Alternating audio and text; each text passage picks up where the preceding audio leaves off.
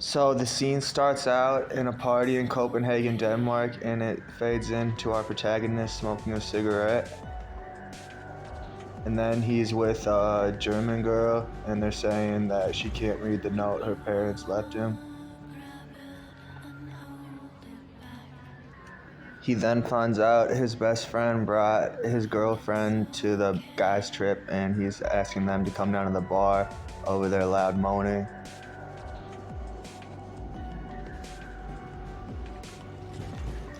He eventually gives up and goes to the bar alone. His best friend's girl eventually shows up to apologize, where he drunkenly makes a pass at her and she calls him pathetic. Lucky for him, he finds another drunk party goer and he takes her to a room just to make as loud as noise as possible to annoy his best friend. This only leads to him shutting the door on him and their whole friendship, as his girlfriend comes to inform him that they have left the next day. Although this doesn't concern him, as he proceeds to eat the note and go back to bed. Back at the hotel, he proceeds to open the note and call his best friend a retard for his grammar, because this is 2014, and goes back to the important note of his family. As a waitress picks up the retard note, she comes and asks him if he wants more coffee, and he asks her if she speaks Danish, noticing her. At this banter, she spills the coffee on him, and he calls her an idiot and that she can't do her job right. She says it was his fault and that she won't tell him what the note said. She then blurts out the address, and he said that's not true, and she said she knew it for sure.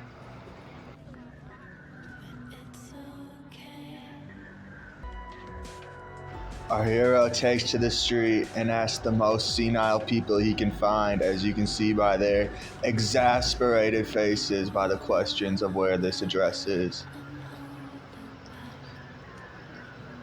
This leads him to go to the forest after knocking into a homeless guy for no reason, where he stops at a tree full of pacifiers because it reminds him of his mission of never seeing his father and trying to reconnect.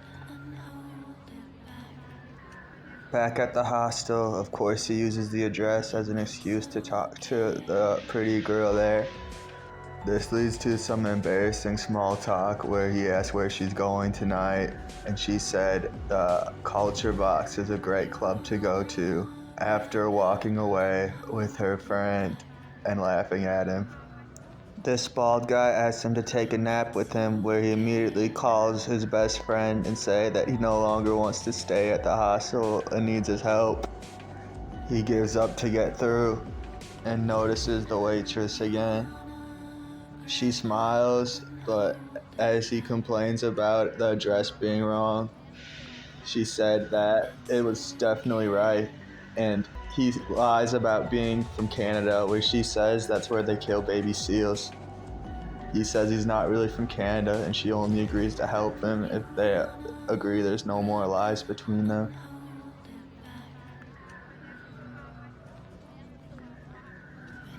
At this instant, he goes, and she says she'll take him there because it's on the way home, and that he needs to get a bike. He calls it socialist, but she thinks it's just her home. After they ring all the buttons, they meet his first uncle, who informs him that his grandpa was a Nazi, and that even his grandmother had her head shaved and beaten for living with the Nazi, and the letters are no use to him. So he calls his best friend to leave a number on her phone. Then she makes him take him to the recreate the photos of his dad. Even though he's adamant not to do it, she convinces him with a smile.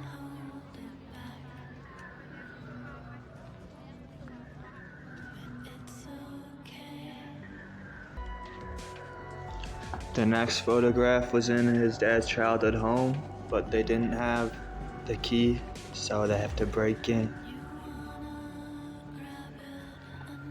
When they find other people living there, she convinces him that she's not gonna leave until they take the photo. So he begrudgingly takes the photo after shushing her to be quiet.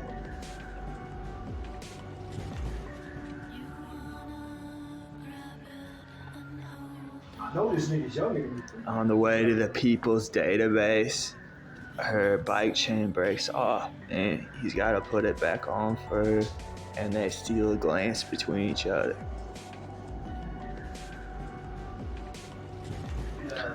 The people's database is on break, but she asks if he wants to see something cool. She tells him don't pay for the art museum. It should be free.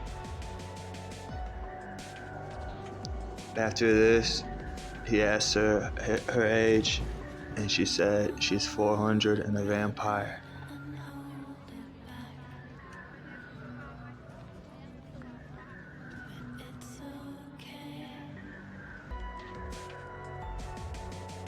And that if she really was a vampire, he'd be dead. After no luck with the name provided of his grandpa and his father letters, she insists they use the name that was scrawled on the kitchen floor in his old apartment. After this, they sit on the beach for a while until she gets a splinter and he has to help her. At the dock, they have a revelation when he asks her why the guy was making fun of her job, and she says it was just an internship. Everybody in ground school has an internship. And he asks how old she is, and she says 14, where he cannot believe it. And he then complains that his grandfather's a Nazi, and now she's 14 too. She gives him back the photos and insists that even though he doesn't want her, she needs to help him find his parents because she doesn't have any. So she gets really traumatized when he throws the pictures back down, and they begrudgingly go to the library to do research on where the last photo was taken.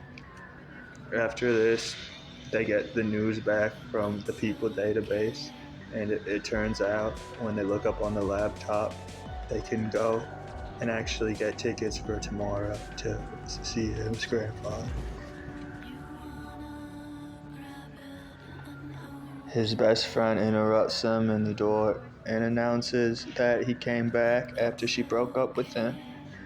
Distraught at the bar, he can't stop thinking about her, and with no other choice, she brightens up the room by going on the karaoke mic.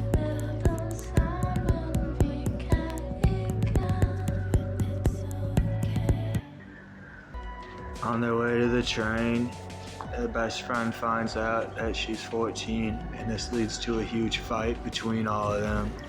When the best friend said that he made a pass on his girlfriend, this causes her to get upset and question it and walk away.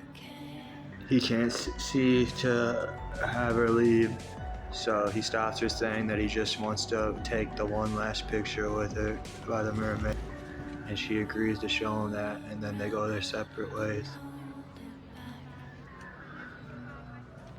It gets dark by the time they reach the mermaid, but they end up being able to find it with the lighter.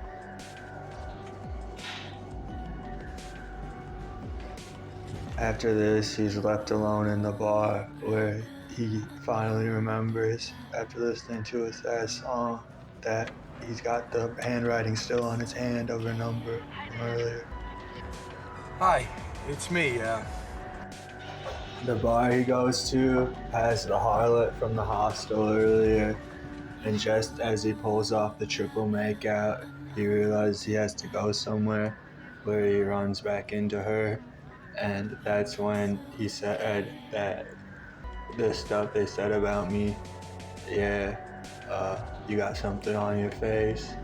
And then he told her, let's get out of here, but she said we can stay.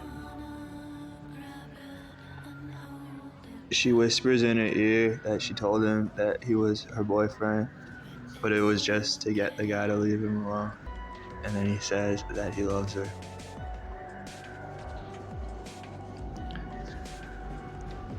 After all the shots, she says it's too strong, but he says it's supposed to be like that, and she wants to know if he's gonna see his grandfather tomorrow in Skagen. He says only if you come with me. And then he gives her a sharp bite, but it hurt her, so she says close your eyes and gives him a sharp slap.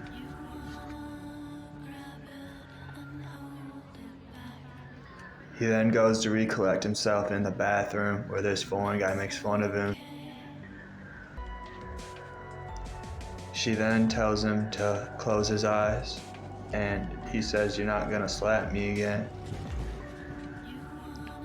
After that guy in the bathroom turns out to be her stepfather, and he comes and tries to make her come home. He won't let her take her, so he kicks him in the balls.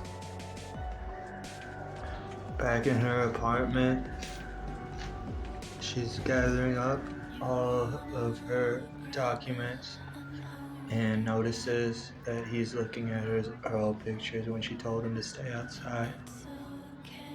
This causes the mom to get up and see what's going on with the stepdad at the door, and now they need to escape.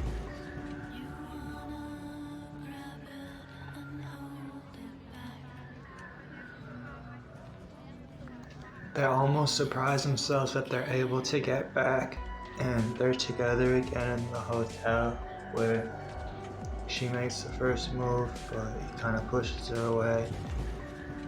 He knows it's wrong, but she eventually makes him give in.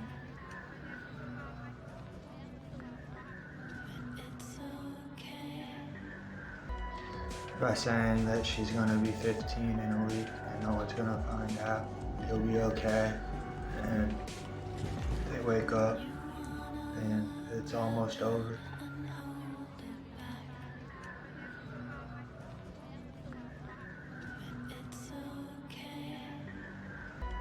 She has to go home to her stepdad, where she says she's not gonna tell anyone.